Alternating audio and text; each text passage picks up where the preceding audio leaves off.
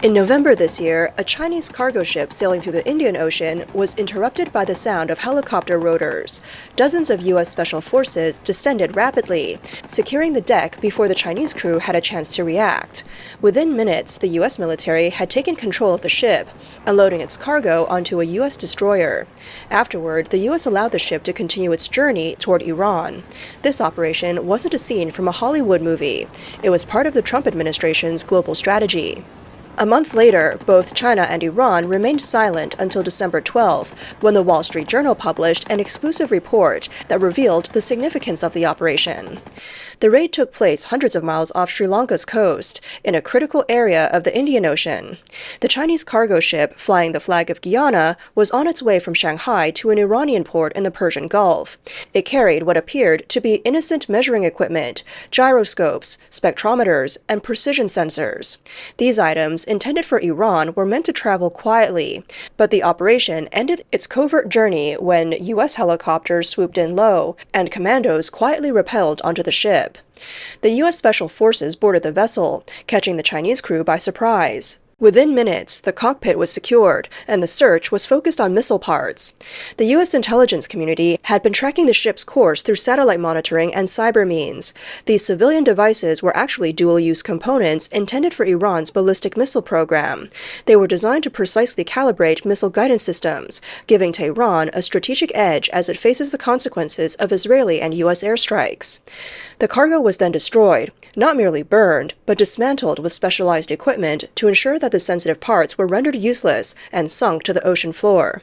As of now, the ship's name and owner remain undisclosed. This marked the first public interception of military cargo from China heading directly to Iran in recent years.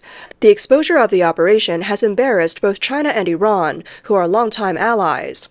This operation by U.S. Special Forces delivered a clear, strong message to Beijing. The Trump administration would not allow China to become Tehran's military logistics hub. To understand the broader context, we must look back to June 2025 and the Desert Eagle storm. This 12-day conflict, led by Israel with U.S. support, culminated in a dramatic strike by B-2 bombers. Trump personally ordered the mission, launching 7 B-2 bombers from Whiteman Air Force Base in Missouri. These bombers carried 14 30,000-pound GBU-57 massive ordnance penetrators, which precisely destroyed Iran's Natanz and Isfahan nuclear facilities. These underground bunkers had been the last barriers to Iran's nuclear ambitions. Today, they lie in ruins, their uranium-enriching centrifuges flattened, and missile assembly lines severed. Trump declared on Truth Social, Iran's nuclear facilities have been utterly eliminated. Intelligence assessments showed that the strike set Iran's nuclear progress back by several years and reduced its ballistic missile stockpile by 70%. But Iran did not surrender. The Islamic Revolutionary Guard Corps, IRGC, quickly launched a rebuilding plan and sought help from the East. China, as Iran's largest oil buyer and a key partner in the Belt and Road Initiative, became a covert supplier of missile parts. Chinese companies sidestepped United Nations sanctions, providing materials like carbon fiber precursors and tantalum capacitors. The timing of the U.S. Special Forces operation was critical. Just days before, at the end of September, a United Nations Security Council resolution dealt a heavy blow to Iran's hopes. Germany, France, and the UK began the process of reimposing sanctions on Iran, including a comprehensive arms embargo, a ban on ballistic missile technology, and a freeze on nuclear activities. These sanctions came into effect on September 28th, blocking any country from exporting conventional weapons or nuclear materials to Iran. This gave the U.S. military operation the international legitimacy it needed, aiming to close the gray channel Iran had been using to import materials from China. On November 12th, 2 Democratic U.S. lawmakers sent a stern letter to Secretary of State Marco Rubio and CIA Director John Ratcliffe, accusing China of intensifying efforts to help Iran rebuild its weapons stockpile. The lawmakers highlighted shipments of chemical materials on several vessels, some of which had disabled their tracking systems. They called on the Trump administration to impose additional sanctions. On the same day, the Treasury Department's Office of Foreign Assets Control imposed sanctions on 32 individuals and entities entities across 8 countries, accusing them of aiding Iran in its missile and drone programs. Several Chinese and Hong Kong companies were named for assisting with the procurement of sensitive materials and processing cross-border financial transactions. Among those named was Chinese businessman Ma Jie and his companies in China and Hong Kong. His network, connected to Iran's drone manufacturer Mado, was sanctioned by the U.S. Ma Jie's companies include Yiwu City Xianma Import and Export, Qianxi Long Trading, and HIN Yun Trading, all based in Hong Kong. The U.S. report revealed that Qianxi Long paid $450,000 to another Hong Kong company, Yi Renzhuang Trading, for metal parts. The report also stated that Qianxi Long and HIN Yun were involved in procuring military materials for Iran and handling financial transactions related to drone engines and parts with Turkish companies, supporting the production of Iran's Witness 131 and Witness 136 drones. The U.S. Treasury Department has frozen the assets of 32 entities in Iran, China, and the UAE, among other nations, cutting off the missile propellant supply chain. This move isn't about defense, it's a proactive strike. Through intelligence-driven operations, the U.S. aims to prevent Iran's nuclear program from progressing. For years, China has secretly supported Iran's missile program, supplying everything from capacitors to fiber optic gyroscopes to chemical materials. China's so-called neutral stance hides its blatant disregard for UN sanctions. Earlier this year, U.S. media revealed that despite sanctions, China continues to assist Iran. According to European intelligence, after the June U.S.-Israeli strike, China sent multiple shipments to Iran, including over 2,000 tons of sodium perchlorate. This chemical is key to making ammonium perchlorate, used in solid fuel propellants for Iran's ballistic missiles. China has been Iran's primary partner for evading sanctions, essentially keeping Tehran's economy running. Beijing is building a parallel system for sanctioned nations, allowing them to access sensitive materials. While targeting Iran, the Trump administration has also curbed China's expansion in the Middle East. In the geopolitical chess game, every intercepted ship represents a shift in the rules. On December 10th, a rapid U.S. operation unfolded at sea. Coast Guard helicopters, launched from the Gerald R. Ford aircraft carrier, swiftly descended on the Skipper tanker. Armed personnel fast-roped onto the deck and took control. The Skipper was reportedly carrying crude oil from Venezuela's Jose terminal, worth over $100 million. The ship had been evading detection, turning off its tracking signals since October 28th. Once in international waters, U.S. satellites and reconnaissance planes locked onto it. The Venezuelan government knew the U.S. was taking action but did not confront it. U.S. Attorney General Pamela Bondi posted a video showing armed U.S. personnel fast-roping from helicopters onto the deck of a large tanker.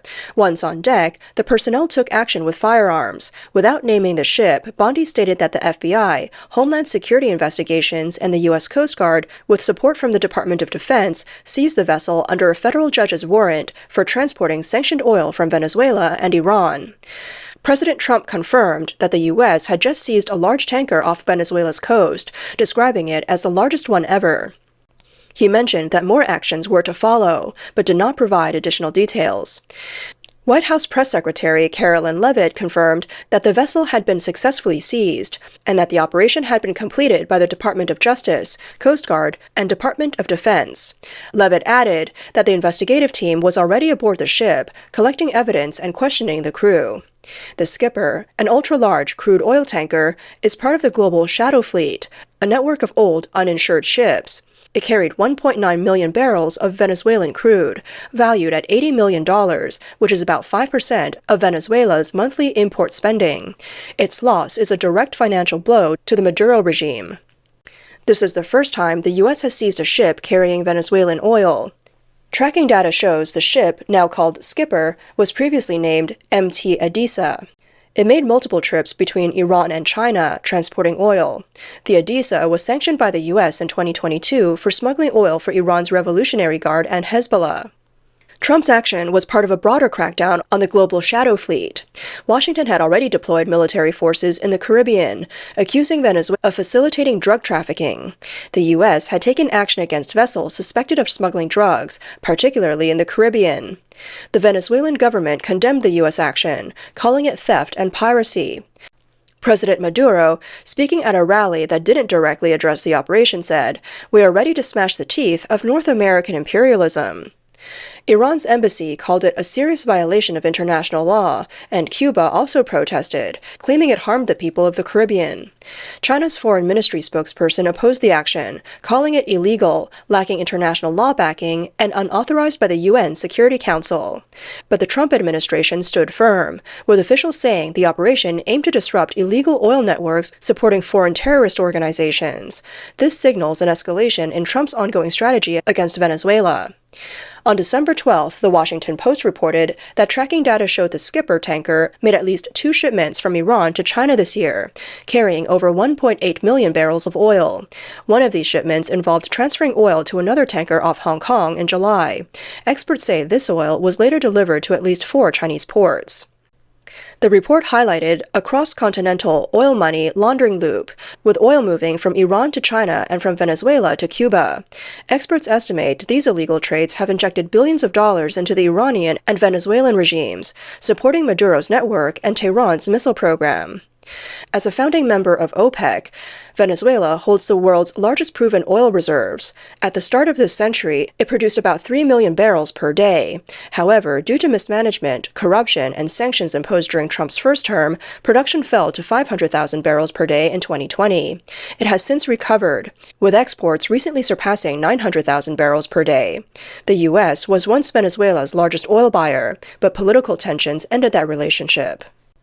Today, China buys about 80% of Venezuela's oil exports. Beijing has loaned billions of dollars in exchange for discounted oil, becoming Venezuela's key ally. China's influence in Venezuela continues to grow, with involvement in infrastructure projects and military advisory roles. In China, Venezuela's oil faces competition from Russian and Iranian oil, both under sanction. These transactions often involve secretive intermediaries, as sanctions have driven larger trading companies away. Many of these intermediaries are shell companies. Buyers use shadow tankers to hide their ships' locations and transfer cargo in international waters. On December 11th, the U.S. Treasury imposed new sanctions, targeting 6 Venezuelan tankers and their related companies. Among them was Tamiya, a tanker flagged in Hong Kong and operated by China's COSCO shipping services. The sanctions accuse these vessels of continuing to support Venezuela's Maduro regime. However, the Skipper, recently seized by U.S. forces, was not included on this list. The Tamiya tanker is managed by Chinese national Tang Youzhong. The Tamiya is linked to Venezuela's oil export network, often transporting crude to Chinese buyers. Its assets have been frozen by the U.S. financial system. The Tamiya is also accused of manipulating its transmission signals to hide its location and shipments of Venezuelan oil. This is one of the key reasons for the sanctions. The Tamiya is now blocked property, meaning its U.S. assets are frozen and any transaction with U.S. entities are prohibited.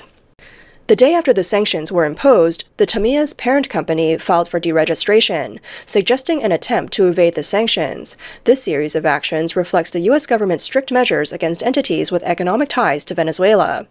By intercepting the shadow fleet and cutting off Venezuela's oil imports, the U.S. is weakening China's economic and political influence in the Western Hemisphere.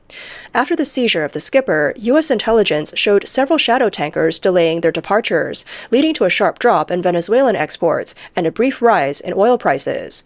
China, as the largest buyer, now faces risks of deeper discounts or disruptions to its supply chain. The crackdown on the shadow fleet is just the beginning of the Trump administration's efforts to cut off the energy lifeline of the axis of evil. In 2026, the U.S. may push for a regional energy framework, forming an alliance with oil-producing countries like Brazil and Colombia.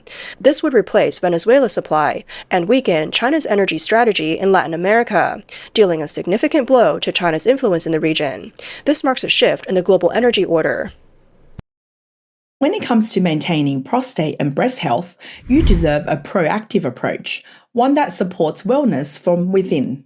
Introducing Best Doctors WBM Rex, your natural supplement to support prostate and breast health, boost immune function, and enhance overall wellness.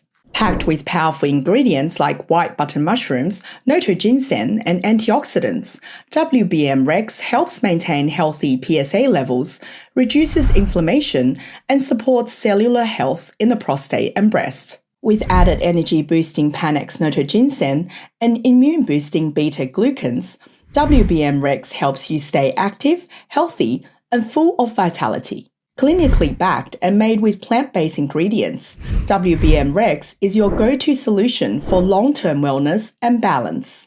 Gift the joy of health this Christmas with WBM Rex, because the well-being of your loved ones matters. And don't forget, use our special discount code CO2025 at checkout to get 20% off your order, exclusively for our China Observer viewers.